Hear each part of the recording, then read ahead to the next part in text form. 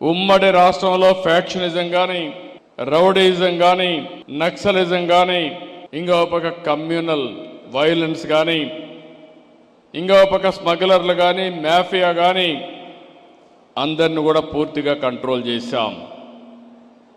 నేను ఎప్పుడు కూడా ఎప్పటికప్పుడు టెక్నాలజీ కూడా ఉపయోగించుకోవాలి.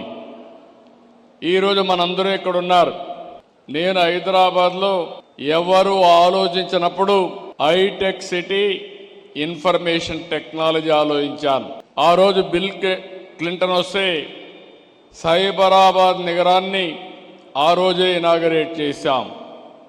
వాజ్పేయి గారి దగ్గర హైటెక్ సిటీ ప్రారంభోత్సవం చేశాం. నేను 25 సంవత్సరాలు 30 సంవత్సరాల కంటే ముందు ప్రారంభించినటువంటి ఆ కార్యక్రమం ఇప్పుడే మిత్రుడు సూర్య గారు చెప్పారు, సూర్య కొత్త గారు చెప్పారు. వీళ్ళందరూ బెనిఫిషరీస్ ఆ కార్యక్రమం వల్ల. నేను గర్వపడుతున్నా. బ్రహ్మాండంగా ప్రపంచం మొత్తం రాణిస్తున్నారు.